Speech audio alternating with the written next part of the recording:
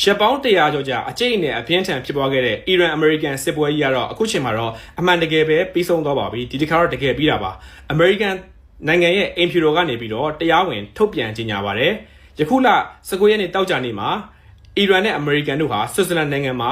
တွေ့ဆုံပြီးတော့ငြိမ်းချမ်းရေးလက်မှတ်ရေးထိုးကြမှာဖြစ်ပါတယ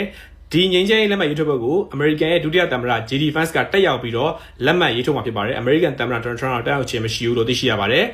်အမေရိကန်သမ္မတရဲ့ social media မှာဒီအီရန်နိုင်ငံမှာပိတ်ဆို့ထားတဲ့ Hormuz ရေလက်ကြားမှာပိတ်ဆို့ထားတဲ့အမေရိကန်ရေတပ်တွေကိုတက်ခောက်ပြီးတော့ပြန်လာစေမှာဖြစ်ပြီးတော့ Hormuz ပင်လယ်ကွေ့မှာရှိတဲ့ရေနံတင်သင်္ဘောတွေကိုလည်းလွတ်လပ်သွားလာခွင့်ပြုတော့မှာဖြစ်ပါတယ်ခုဆိုရင်တော့အီရန်အမေရိကန်စစ်ပွဲကြီးဟာတရားဝင်ပြီးဆုံးသွားပါပြီဒါပေမဲ့လည်းဒီအီရန်နိုင်ငံနဲ့ဒီအစ္စရေးနိုင်ငံကြားမှာညှိနှိုင်းဆွေးနွေးစရာတွေလည်းအများကြီးရှိနေပါသေးတယ်နောက်ပြီးတော့အီရန်နိုင်ငံရဲ့နျူကလ িয়ার ကိစ္စတွေလည်းအများကြီးဆွေးနွေးစရာရှိနေပါသေးတယ်ဒီအီရန်နဲ့အမေရိကန်ကြားမှာဂျားဝင်စစ်ဆက်ဆွေးနွေးပြီးတဲ့ပါကစ္စတန်နိုင်ငံဝန်ကြီးချုပ်ကလည်းဒီကာတာနိုင်ငံနဲ့အမေရိကန်နိုင်ငံကိုလည်းကျေးဇူးတင်ကြောင်းပါဝင်တဲ့နိုင်ငံတွေကိုလည်းကျေးဇူးတင်ကြောင်းကိုသူ့ရဲ့ social media မှာရေးသားခဲ့တာဖြစ်ပါတယ်အမေရိကန်သမ္မတကဒီကြေညာချက်ကိုသူ့ရဲ့မွေးနေ့မှာထုတ်ပြန်ကြေညာခဲ့တာဖြစ်ပါတယ်အခုဆိုလို့ရှိရင်တော့အမေရိကန်ရဲ့ရေတပ်တွေကလည်း Hormuz ပင်လယ်ကွေ့ကိုပိတ်ထားရကနေပြီးတော့ဖယ်ရှားသွားမယ်သင်္ဘောတွေကလည်းလွတ်လပ်နဲ့သွားလာခွင့်ပြုမယ်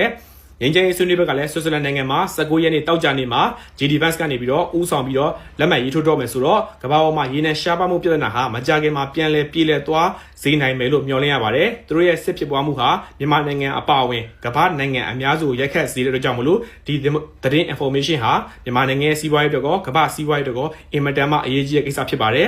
်ခုချိန်မှာတော့ဒီအီရန်နဲ့အမေရိကန်စစ်ဖြစ်တာကိုအကြောင်းပြုပြီးတော့တရုတ်နိုင်ငံရဲ့ဩဇာဟာဒေသတွင်းမှာအင်မတန်မှကြီးထွားလာခဲ့ပါတယ်။ရက်ပေါင်း100ကျော်အတွင်းမှာပဲကမ္ဘာကြီးကအများကြီးပြောင်းလဲသွားပါတယ်။တရုတ်သမ္မတဟာမြောက်ကိုရီးယားကိုသွားတယ်။မြောက်ကိုရီးယားဒီသမ္မတကလည်းပြီးခဲ့တဲ့ရက်တွေက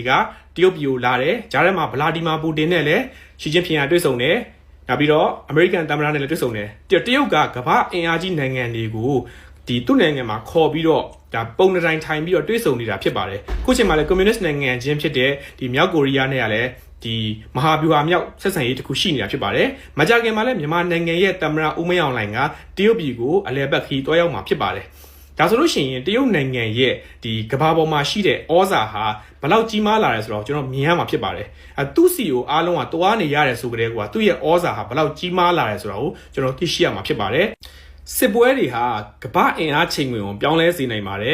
်ဒုတိယကမ္ဘာစစ်မှာအင်္ဂလိပ်ကအင်အားအရန်ကြီးမားခဲ့တယ်ဒါပေမဲ့သူကဂျာမနီနဲ့တိုက်ခိုက်ခဲ့ရတဲ့ကြောင့်မလို့အင်အားချိနေပြီးတော့ဒုတိယကမ္ဘာစစ်ပြီးတဲ့အခါမှာသူကကမ္ဘာအင်အားကြီးနိုင်ငံအဖြစ်ကနေဆင်းလာပြီးတော့အမေရိကန်တို့ဒါရုရှားတို့ကကမ္ဘာအင်အားကြီးနိုင်ငံအဖြစ်ကိုရောက်ရှိလာခဲ့တယ်ထိုနည်း၎င်းပဲဂျာမနီကလည်းသူ့ရဲ့အင်အားကိုယုံကြည်ပြီးတော့သူ့ရဲ့စစ်အင်အားကိုယုံကြည်မှုလွန်ကဲပြီးတော့ရုရှားကိုတွားတိုက်လိုက်တယ်သူ့ရဲ့ဒီဟစ်တလာရဲ့ပျက်စီးခြင်းကိုရောက်ဖို့အတွက်ကိုလမ်းစာဖြစ်ခဲ့တယ်။နပိုလီယန်ကလည်းဝါတာလူးစစ်ပွဲမှာရှုံးနိမ့်ခဲ့တဲ့အတွက်ကြောင့်မလို့ပြင်သစ်အင်ပါယာကြီးပျက်စီးဖို့ကိုသူလမ်းစာပြုတ်ခဲ့တယ်။ပြောချင်တာကကိုယ့်ရဲ့အင်အားကိုယုံကြည်မှုလွန်ကဲပြီးတော့တခြားနိုင်ငံကိုတွားတိုက်ရာကနေပြီးတော့အဲ့ဒီနိုင်ငံတွေလည်းပျက်စီးတော့ပျက်စီးသလိုကိုကလည်းကမ္ဘာရဲ့အင်အားအကြီးဆုံးဆိုတဲ့ပလင်ပေါ်ကနေဆင်းပေးလိုက်ရတဲ့တာရကတွေရှိတယ်။အခုချိန်မှာလည်းအမေရိကန်နိုင်ငံကတရုတ်နိုင်ငံကိုစစ်ရေးအရချင်းချုံနိုင်တဲ့အင်အားရှိမရှိဆိုတာအီရန်ကိုကြည့်ရင်သိနိုင်တယ်။ဘာကြောင့်လဲအီရန်လိုနိုင်ငံမျိုးတောင်မှပဲအမေရိကန်နိုင်ငံကအနိုင်မချေမုန်းနိုင်ဘူးဆိုလို့ရှိရင်သူ့တဲ့အင်အားအများကြီးကြီးတယ်တရုတ်နိုင်ငံကိုစစ်ရေးအရဖိအားပေးဖို့အနိုင်တိုက်ဖို့ဆိုတာကတော့လုံးဝမဖြစ်နိုင်တော့တဲ့ကိစ္စလို့ကျွန်တော်သုံးသပ်လို့ရပါတယ်။တော့စီးပွားရေးအင်အားရကြည့်မယ်ဆိုလို့ရှိရင်လည်းတရုတ်ရဲ့စီးပွားရေးအင်အားတဟုန်တိုးတိုးတက်နေတာဖြစ်ပါတယ်။ပြီးတော့နောက်ဆုံး manpower ပေါ့ manpower ဆိုလို့ရှိရင်လည်းဒါတရုတ်ပြည်လူကြီးဟာအမေရိကန်ထက်အများကြီးများတယ်။ပြီးတော့အမေရိကန်နိုင်ငံသားတွေဆိုတာကလည်းတရုတ်အနွယ်ဘွားတွေအများကြီးဖြစ်တဲ့အတွက်ကြောင့်မလို့အမေရိကန်နိုင်ငံအနေနဲ့ကဒီတရုတ်အနွယ်ဘွားတွေခြားထဲမှာတရုတ်ရဲ့ဒီတရှိုတွေဒလန်တွေဘယ်လောက်ပါလဲဆိုတာကိုမသိနိုင်တဲ့ကိစ္စမျိုးတွေနီးပညာရိုးစိမ့်မှုဆိုတာဒီအမေရိကန်နီးပညာတရုတ်ကိုရောက်သွားတာလည်းအများကြီးရှိတယ်ဒါမျိုးတွေကိုရင်ဆိုင်နေရတာဖြစ်ပါတယ်ဒါဘာလို့လဲဆိုတော့အမေရိကန်နိုင်ငံကခိုင်မာတဲ့ nationalism မရှိဘူးလူတွေအများကြီးပေါင်းစုပြီးတော့ဖွဲ့စည်းထားတဲ့နိုင်ငံဖြစ်တယ်တရုတ်နိုင်ငံကတော့အဲ့လိုမျိုးမဟုတ်ဘူးသူက culture ရှိတယ်ဒါသူရဲ့ငါတို့ကျုံးကော်ဆိုတဲ့တရုတ်နိုင်ငံတရုတ်လူမျိုးတရုတ်ယဉ်ကျေးမှုဆိုတဲ့ဒါအစွဲတစ်ခုကိုသူခိုင်ခိုင်မာမာယဉ်ကျေးမှုရချီနှောင်ထားနိုင်တဲ့နိုင်ငံတစ်နိုင်ငံဖြစ်တယ်။အိန္ဒိယလည်းထုံနည်း၎င်းပဲပေါ့နော်။အမေရိကန်နိုင်ငံအဲ့ဒီလိုလုပ်ဖို့ရတော့ခက်ခဲတယ်။ဘာကြောင့်လဲဆိုတော့အရရက်ကရောက်ရှိလာတဲ့ immigrant တွေနဲ့ပေါင်းစုပြီးတော့လွန်ခဲ့တဲ့ပေါင်း250ရာတီထောင်ထားတဲ့နိုင်ငံဖြစ်တဲ့အတွက်ကြောင့်မို့လို့ဒါသူတို့ကဒီ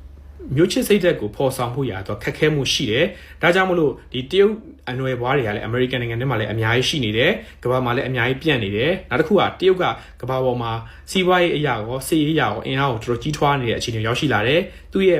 မိဖက်နိုင်ငံတွေကလည်းရုရှားတို့ဒီမြောက်ကိုရီးယားတို့ဆိုရဲတကယ်ကိုနျူကလ িয়ার ပိုင်တဲ့တကယ်အင်အားကြီးနိုင်ငံတွေဖြစ်တယ်။အိန္ဒိယနဲ့လည်းသူက ဒီအပေါ်ရန်မှာအငင်းပွားမှုတွေရှိနေတယ်ဆိုပေမဲ့လည်းနှစ်ယောက်စလုံးကစီးပွားရေးသမားတွေဖြစ်တဲ့ကြောင့်မလို့စီးပွားရေးအရာပူးပေါင်းလှုပ်ဆောင်မှုတွေရှိနေတယ်ဂျားထဲမှာရှိတဲ့မြန်မာနိုင်ငံကိုဖျက်ဆီးပြီးတော့အိန္ဒိယနဲ့မြန်မာကူးတန်းရောင်းဝယ်ဖို့တွေရှိနေတယ်တမူးကနေမန္တလေးကနေပြီးတော့လာရှိုးမှုဆယ်ကိုတွားမဲ့လမ်းကြီးကိုလည်းသူတို့ one belt one road ရဲ့အစိပ်ပိုင်းတစ်ခုအနေနဲ့စဉ်းစားနေတာရှိတယ်မြန်မာနိုင်ငံနဲ့လည်းကြောက်ဖြူနဲ့စိတ်ကန်းလိုဟာမျိုးတွေကူမင်းကြောက်ဖြူရထားလန်းလိုဟာမျိုးတွေဒါပြီးတော့မြစ်ဆုံ